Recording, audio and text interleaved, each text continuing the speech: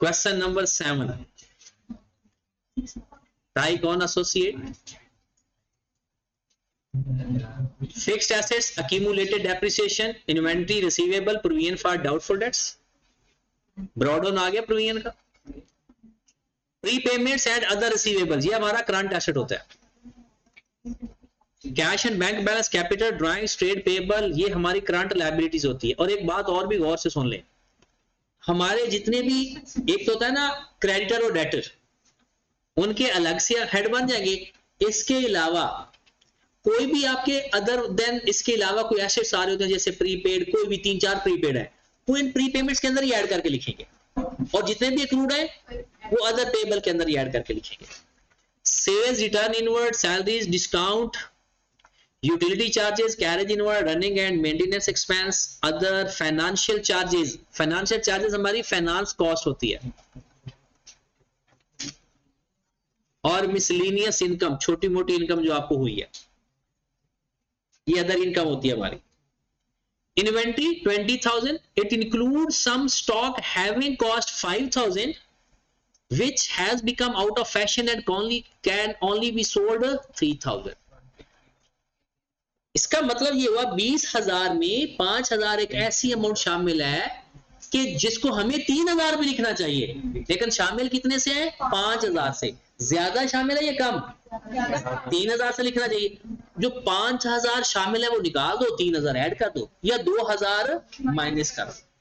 3 की बजाय 5 लिखा हुआ है ना, तो 2,000 ज्यादा लिखा हुआ है, तो हमारा क्लोजिंग स्टॉक हो गया 18,000 का। ठीक होगी बात? Bad debts to be written off, ये बैड डेट्स का क्या करेंगे? ये हमारे एडिशनल बैड डेट्स हैं। ये एक तो बैड डेट्स के फार्मूले में चले जाएगा और दूसरा डेटर से माइनस भी होगा। कितनी अमाउंट? 14,000 से। Provision for bad debts increased to 8,000, carry down उसने दे दिया। Provision for bad debts increase, पहले कितनी है भला? 6,000, 6 से 8 हो गई, 2,000 बढ़ गई। लो जी, हमारे जो बैड डेट्स आ गया ना, बैड डेट्स 14,000 तो, और 2,000, टोटल 16,000 के हो गए। बैड डेट्स हमारे टोटल कितने हो जाएंगे? वो फार्मूला याद रखना है, उस फार्मूले में काम कवर हो जाएगा। बस बैड डेट्स रिकवर्ड के दो दें, उधर से माइनस कर दो या अदर इनकम में लिखो। Miscellaneous income included unearned rental income, unearned advance income.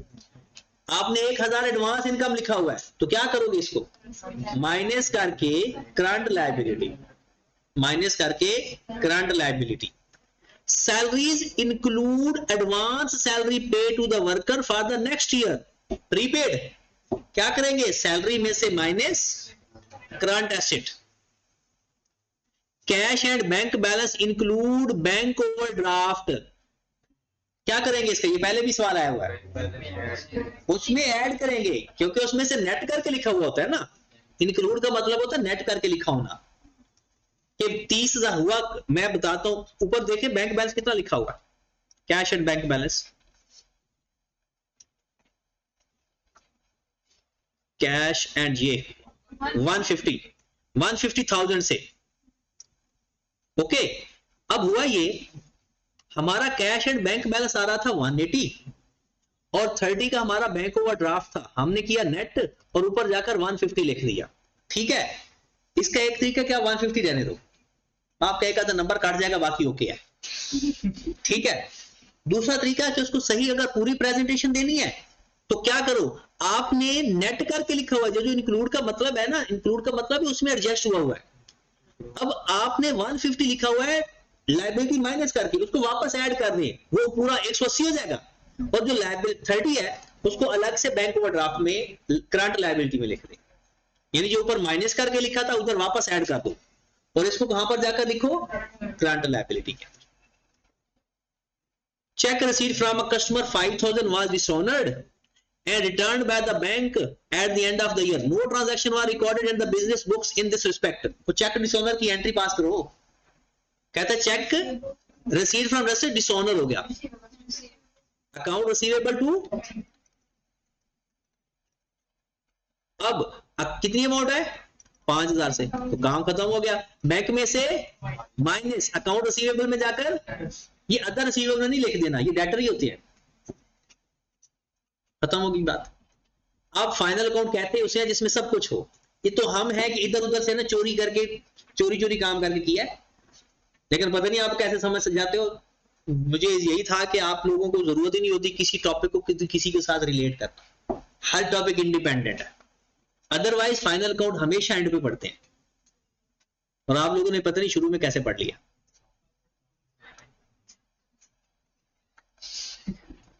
आज ना बोर हो जाना था आपने। फाइनल अकाउंट वाहिद ही तो है कि जिसमें बंदा थोड़ा सही रहता है। वैसे तो अगर जैसे हम एक दिन में एक चैप्टर निकाल लेते थे कभी कभी, अगर हम चाहें तो एक दिन में अगर हम कोई और ना पढ़े तो सारी एडजस्टमेंट पढ़ी जाएंगी। लेकिन मसला यह है ना कि आप में से कुछ चीकू भी तो हैं जो साथ साथ नहीं पढ़ते। Trial balance of Roshni trader, I cap ने कहा वैसे तो बत्ती आती नहीं, नाम ही ऐसे रख दो। Purchase sale land allowance for doubtful debt broad on हो गया। Discount 15% loan to friend. वो भाई साहब जो फ्रेंड को लोन देते हो ना, वो ड्राइंग्स होता है। पता नहीं इसने लिखा है या नहीं लिखा। वैसे नॉर्मली फ्रेंड को लोन देना या फैमिली को लोन, फ्रेंड एंड फैमिलीज, उनसे पैसे लेकर बिजनेस में ऐड करना कैपिटल, और उनको लोन देना ड्राइंग। तो इसका जल्दी से सोल्यूशन देखो, उसने कहीं नॉन करंट लायबिलिटी में तो नहीं लिखा हुआ, ये ड्राइंग्स में है आपके पास अगर इजी भी अवेलेबल है चीजें तो। ये 1 लाख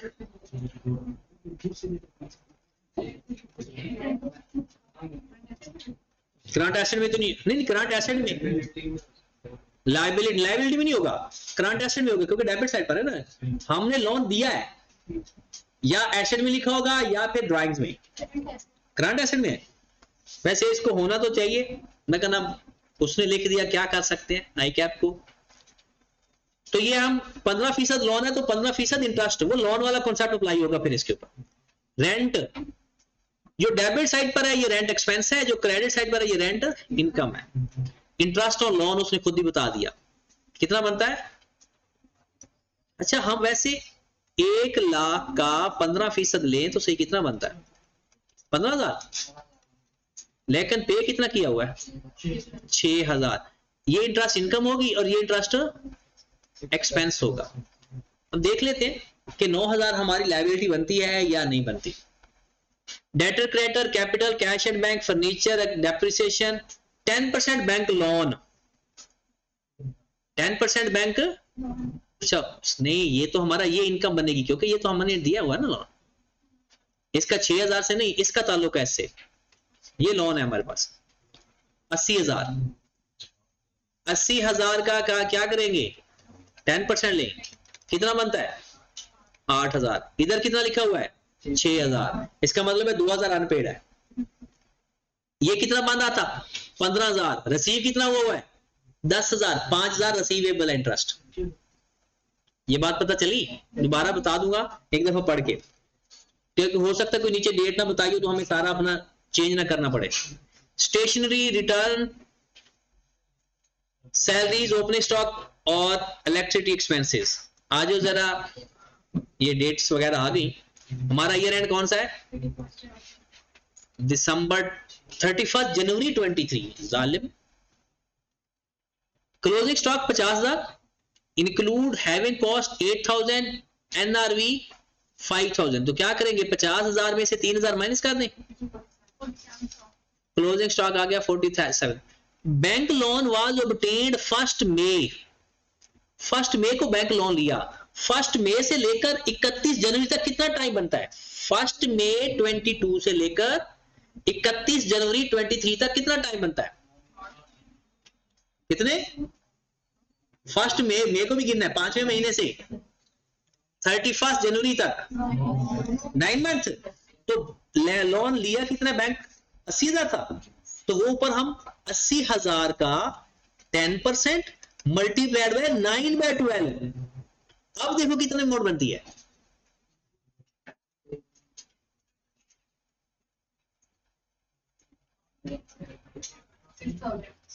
और 6,000 ऊपर लिखा हुआ है, इसका मतलब है नो लायबिलिटी।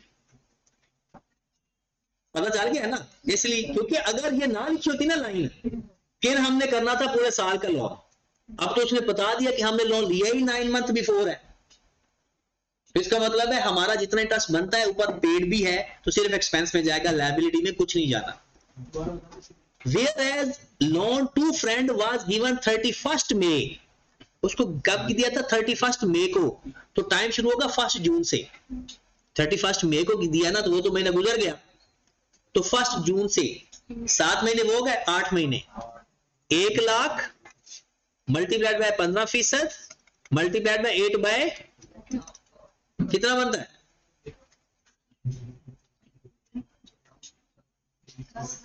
10,000, और ऊपर इंटरेस्ट इनकम में 10,000 ही लिखा हुआ है।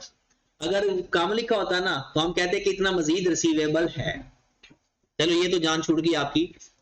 इसकी एडजस्टमेंट क्या है कि इसका कुछ भी नहीं करना, जो एक्सपेंस है वो एक्सपेंस में लिख देंगे, जो इनकम है वो कोई लायबिलिटी या एसेट नहीं है।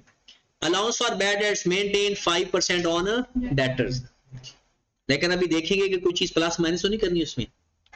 Bill for the month of January 23 was received but not paid amounting to ₹3500। क्या करोगे? बिल में ऐड करंट लायबिलिटी, बिल मिल गया, पे नहीं किया, इसका मतलब एक हो गया पे। Stationery expense include 3000 paid in advance but stationery were received in Feb 23 prepaid, तो स्टेशनरी में से माइनस और current asset. Depreciation expense 10% using reducing balance method, accumulated action minus करके 10% लेंगे, खत्म हो गया। दोनों सवाल हो गए, एक हुआ है, ये बात आपको बड़ी याद रहती है। चलिए